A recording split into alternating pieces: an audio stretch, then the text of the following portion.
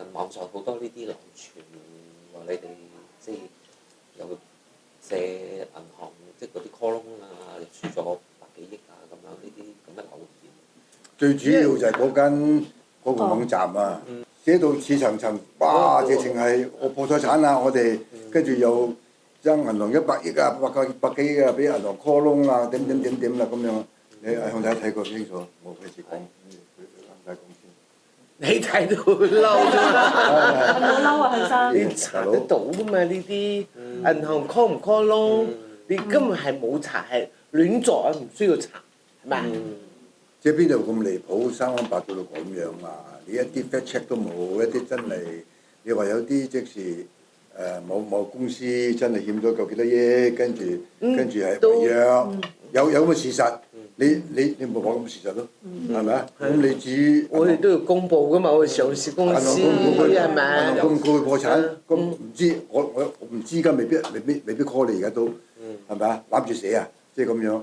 但我哋連真係唔可以事實，係嘛？真係冇爭銀行嘅呢啲錢，又冇被嗰個窿，真係冇。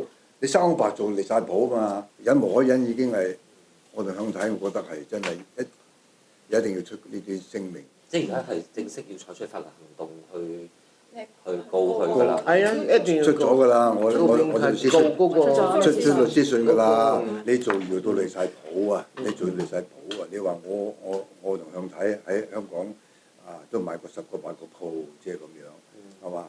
就唔係鋪王啦，總之我都買過鋪，啲鋪都唔掂啊！而家我知道鋪唔掂啦，即係咁樣。咁嗱你早冇咗買咗。你話嗰啲1個半個嗰啲又實嗰啲先嚟玩嘅啫，我親仔啲玩嘅啫，即係咁樣。咁冇香港大把鋪王啦，係咪先啊？咁樣。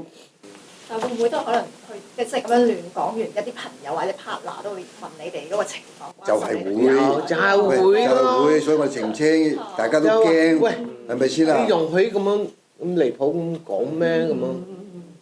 即係冇事實根據。我澳門做 partner，我喺澳門搞緊間醫院。受呢啲咁嘅傳聞都有啲影即係響咁啦。真正影響就冇影響，所以我哋咪一定出嚟。只不過係出嚟澄清咯，出嚟講嘢咯。如果我一路 keep 住唔講嘢，我諗都唔講嘢啦。算之前啱啱講我就話，喂，個個點解做咁多，做咁勤力啊？幾廿歲做嘅，之前我中意啊！佢跌斷隻腳啦，中意退休啊！跌斷隻腳，咁啊推住輪椅仲要做參加個綜藝。咁呢個係一個承諾嚟嘅，因為嗰個綜藝咧，佢係揾到我應承咗佢先去 call 贊助商，就係 call 其他嘅明星。咁唔通我跌斷咗個腳，我唔去啊？我好似好對唔住人哋。咁係我變咗個牽頭，係呢個係即係操守嚟嘅。咁你都簽咗約，咁你梗係如果你跌斷腳，你唔使賠，係咪？你唔賠。不過佢哋 call 咗嗰啲贊助商嗰啲，就會影響咗其他。影響同埋嗰啲其他明星咁，喂，我又向睇冇嘅，係咪？